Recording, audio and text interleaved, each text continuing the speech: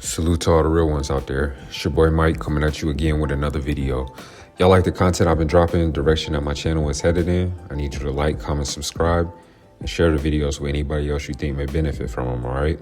Now, today's video is going to be entitled Markets Self-Correct, all right? Markets Self-Correct. So, every system in existence trends towards equilibrium. Nature does it, economies do it, businesses do it, relationships even do it, right? And when imbalance goes unchecked long enough, the correction, it becomes inevitable. And it's not emotional, not moral. The correction is just structural, right? So the real question isn't whether markets self-correct. The question is whether you position yourself on the right side of the correction. So we're just going to break this down into different sections, and I'm going to elaborate on this point because it's something that I see is somehow embedded in the nature of reality. And yeah, it would be cool for us to extrapolate on it. So in the first section, we're going to break it down as the law of equilibrium. All right. When incentives distort behavior, then behavior distorts outcomes. And when outcomes drift too far from sustainability, pressure builds until something gives. All right. And there are numerous examples that we can name. And I'm going to start off with in nature. Let's say you have an ecosystem somewhere in the world and you just have too many predators. Well, what happens with that situation is that you have a huge decline and collapse in the amount of prey available. And since now there's no more prey, maybe there are also less predators when it's all said and done because they maybe start fighting each other or they just relocate out of the area. If you think about too much cheap money, like the idea of governments just printing money without an end to it, then what that does is that raises inflation. So the value of every dollar that's now in circulation loses itself for every new dollar that's just pumped into the system without any value being attached to it. Then also you're going to have interest rate hikes, right? So it's almost like for every action, there's an opposite reaction. Another example is if you have, let's say, a company where somebody has been working there for so long that they just feel entitled. What you will have at the end is a decline in their productivity. And then the company itself, if they have enough people who work like this, might find themselves in economic straits. So it's like the correction is not a punishment. It's more of a stabilizer that's needed for the system to remain intact.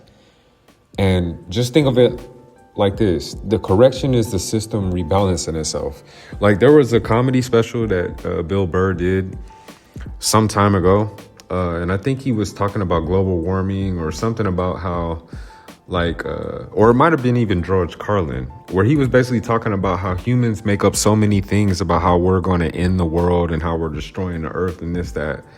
And what the comedian said, I think it was George Carlin, he basically said that the earth will shake us off like a case of fleas because it's always in a state of correcting itself so that there's an equilibrium. If we go into the second section, we're talking about the dating market. Now, if you think about the dating market, which I'm far removed from since I'm in a long-term relationship, you can easily see that social norms have just changed. And they've done it like almost a total flip in just the last decade alone. What used to be normal, let's say guys spending the whole week working hard, linking up with their friends on a Friday or Saturday, making a plan to go to some type of establishment like a club. And everybody is in the back of their mind, of course, focused on having a good time. But the great bonus is if you're a single guy, you go out, you see a girl you're attracted to, you strike up a conversation, you guys hit it off and have some type of mutual interest.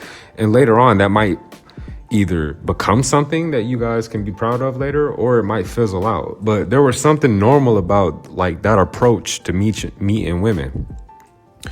Now you have technology who comes along, and it amplifies choice on both sides, whether real or perceived illusion. And then you have this dynamic where all of the attention becomes concentrated at the top. So this kills the incentive for people to want to marry. And then also you have a cultural narrative shift that's aimed more towards independent priorities, individualistic pursuits, opposed to it being more collectivist and family oriented. So what's the result? Well, first of all, you have declining marriage rates. I don't think any guy is really seeing the benefit of signing up with that arrangement. You also have lower birth rates, which if you guys have not been looking at world trends, you can see that the Western part of the world, i.e. the quote unquote first world countries, are all suffering from the same fate. They're not making enough children to replenish the older population. You have also increased short-term relationships, which is going to be nothing more than a better way of saying hookup culture, where everybody is going with a short-term mating strategy. Then you have increased male disengagement. And this is not just in the dating scene, but just even in the world at large. Men are just not seeing the need to get out there, compete, and become, let's say, their best selves when they're looking around at what they will possibly get when it comes to a partner. If marriage isn't on the table, then you can pretty much eliminate family. If family isn't on the table, then you have men that are going out to protect and provide for what? If he only has to protect and provide for himself, then he is going to have a lower standard for the most part. He's not going to go out and conquer the world the way he would if he had a lovely wife and a child at home. So this is just something that you can easily notice. And then when you have increased male disengagement, then you're also going to have a huge rise in female dissatisfaction, because if we look at hypergamy as a concept where women typically date across and up, and then we have a situation where more men are just disengaged, meaning they're not pursuing a higher purpose. They're not even really incentivized to chase women anymore like they did in the past. They don't look at the idea of marriage like a lifelong goal or milestone that they want to reach. So what you'll see is just more women that are just overall unhappy, and that also reduces the pool of available men that those women would even want to have as viable partners if they're, let's say, working and going to school and doing all these things that feminism has fought for women to be equal to men. So if they are now on equal footing, and then there are more men than ever before who are disengaged and detached, then you're only going to have a small slither of men that are actually even attractive to all these women out here. So yeah, you could just see that causes a great imbalance. So when incentives no longer reward long-term stability, people optimize for short-term gain. And that's just a clear example in section number 2 with dating, how that market is self-correcting at this moment. And what you're going to see with some of the corrections, you'll notice that economic pressure makes partnership necessary again. And you guys can kind of hear this when Kevin Samuels was alive back in like 2021, and he was talking about winter is coming, you know, when women were all on their high horse on his show talking about how they don't really need a man. And he was talking about how, hey, if you don't have a certain net worth and you're not positioned to have your retirement covered at a certain age, the smartest and just most viable thing for you to do would be to find a partner that likes you for you and is willing to get on your program, whether male or female. But he was specifically talking to the women on that show because all of them seemed like they were gunning for the quote unquote high value man, even if they are not anything close to the criteria that a high value man would have for his choice of a partner, right? So economic pressure is definitely going to make partnership necessary again, but I can already kind of foresee that a lot of men are checked out. When you look at like mid going their own way, most men are seeing like what women have published online about how they truly think about men. So them being privy to that information and then knowing that, you know, economic pressure is rising, but maybe, you know, it's a guy that has his money up and he's just been navigating the single life and understanding with maybe an apathetic mindset that maybe I never find a woman that's really on my page. So he's going to be detached and disengaged. So how is he going to look at a woman that, you know, is maybe really, really hell bent on getting with him when he knows in the back of his head that it could just be because he has his money up? It's something to think about, right? Then you have cultural fatigue with hookup cycles. That's male or female. If you're just running through different partners, going on dates, nothing is really sticking. You're not seeing anybody like have a pull towards making something concrete with you. You will essentially just get tired of the same setup. Going out with this person, going out with that person, and ultimately maybe having a cheap thrill that ends and you find yourself still single again. It really just does not look good for long term. Most people will just be turned off from such a situation. Then you'll have men increasing their standards and withdrawing attention. That's exactly why you see like passport bros and all these movements where dudes are just starting to understand that the social dynamic is flipped and they're mentally just checked out.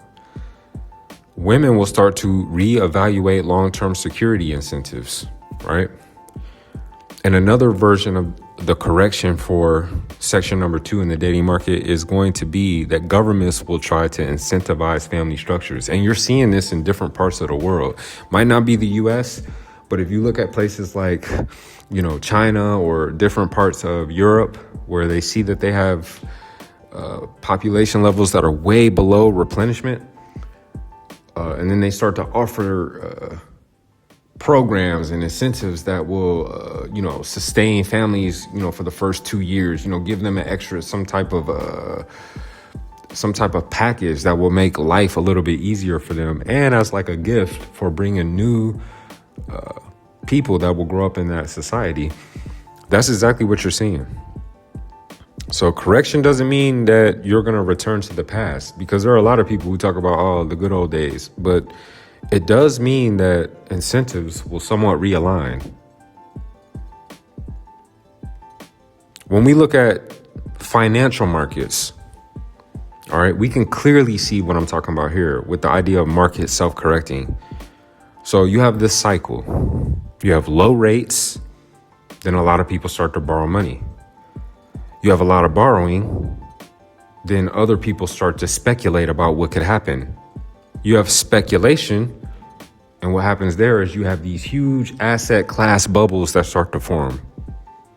You then have inflation, which means that your purchasing power decreases over time. So then what you're going to have is a tightening on the whole economy. Everybody's going to be a little bit more tight-fisted on whatever money that they have to give out. And when you have tightening, you're going to have a contraction in the economy. And once you have the contraction in the economy, you have like the reset. In between that contraction, you'll probably have like a recession or something that just has a short-term negative outlook. But it's only a result of the things that preceded it. So it's not that the market hates the person who is losing in that moment, the person who, has money in the stock market and loses in that moment. It's not that the market has anything against you per se. It's just removing excess that came from the things that were talked about just prior. So you have to tie it to discipline. If you understand cycles, then you don't panic when markets correct. You just simply prepare. And this is like perfect for me to just segue into my investment style. Okay. I invest in with a long-term perspective, and I put most of my money in mutual funds and ETFs, right? Of course I have crypto, but I understand that like right now we're in a down cycle. You can call it, let's say, a bear market. It's counterintuitive to do what the average person does during a bear market. But emotionally, it makes total sense. So when a market is self-correcting, it might be in a bear market where everything is down. The average person right here will sell their money out of panic, thinking that they don't want all of their profits to be eaten up, and they don't know how long this market will last. So they pull their money out and maybe at a loss just to recoup most of the money that they originally put in. But business cycles, market cycles, even females' menstrual cycles, all of it goes in a circle. That's just the ebb and flow of life. So if all businesses are doing really good in the last quarter of the last year, you can't expect that in the first quarter of the next year that it will have that same exact momentum and that everything would just always go up. You're going to have periods of stagnation. You're going to have periods of decline. Then you're going to have periods of astronomical growth. That is the cycle. So what I do is I buy things that I have faith in, things that I study, that I understand, that I think have a long-term perspective. I buy, I hold. When the market is correcting, I stay consistent. When the market bounces back, I'm one of the people who get to smile knowing that I endured something that the average person would not be able to do. So I'm going to have the portfolio and net worth that the average person won't have. Then you have geopolitical power shifts. And this is very important if you're someone who's from like the US, because this has been the paradigm of the last decades. You have one dominant superpower. You have currency dominance with the US dollar, the petrodollar, the NAFTA, like all these different programs that are set up where people have to, outside of the US, people in their own country are already locked up with the agreement to use US dollars whenever they trade commodities or goods. So of course that leads to currency dominance. You have debt expansion. Look how many trillions of dollars the US is in debt, for example. Then you have military overexpansion. This is literally like failure of a empire 101. You know what I'm saying? The collapse of an empire 101. They all follow these same key pillars. You have the military that just starts going way too far and trying to have almost never-ending campaigns. It's almost like they become overstretched. Then you have rising alliances. Okay, this is going to be the pockets of countries that don't like maybe the paradigm that they're under and have experienced how it is over the last 50, 60 years. Maybe they come up with a different way of doing things and they work in alignment with other countries who have that same mindset, and it becomes almost a conglomerate rival. And that's exactly what you could see with BRICS. Then the last point is that you're going to have multipolar pressure. All right. From this type of paradigm, you can expect that inside of the empire is where you're going to start to see signs of decay. You're going to see a lot of dissent, a lot of political dissent. You're going to have a lot of civil dissent. You're going to have a lot of native, let's say, born in the USA Americans versus the incoming migrants, there's going to be strife there. There's going to be strife between blacks and whites and rich and poor and all different types of factions. So history always repeats this cycle, and power concentration always invites counterbalance. And most empires don't fall from an outside threat. It's usually from within. So this type of correction isn't a collapse. It's more like redistribution. All right. When we talk about section number 5, linking it to like personal life, the best way of looking at this will be karma. All right. The most important correction happens at the individual level. Hence the song from Michael Jackson, Man in the Mirror. If everybody would focus on their own internal strifes, battles, insecurities, traumas, dilemmas, like if everybody would literally do that for their own self, can you see how the world would change overnight? So let's just talk about some of the things that we notice on the individual level where the market will self-correct. You ignore fitness. Now you're going to be more prone to injury, illness, or problems as you age. You ignore finances. You're probably going to be more likely to be in debt. If you ignore discipline, you've literally just signed your life up to be married to mediocrity. If you ignore relationship polarity, all you're going to do is boost resentment. So corrections always will come. In the voluntary correction, where you get ahead of the world forcing you or a situation forcing you to change, when you get ahead of it and you're voluntarily trying to correct, that's what leads you to having growth. When you're forced to correct, that's when you find yourself in a crisis. Section number 6, where we talk about sovereign positioning. All right. So if I bring it all the way back to personal agency, smart people don't complain about the corrections. They just anticipate them. Same thing with rich people. They're not so genius that they can time the market, but they do understand the concepts of maybe time and compounding. So regardless of how the market acts, which they don't have control over, they focus on what they do have control over, which is their emotional pulls that make them want to do something hasty when they see, let's say, the market take a dip. It's the same thing when you think about sovereign positioning, all right? i.e., investing long term, training consistently, avoiding emotional volatility, and building optionality. Markets will always self-correct, but individuals can pre-correct. And that, in my opinion, is the absolute definition of sovereignty. It's just having options by you having like a system or a code of conduct that lays out the terms for your behaviors, actions, and your philosophy that guides your life. All right. So I think we covered quite a bit. In closing, the system will rebalance whether you participate intelligently or not.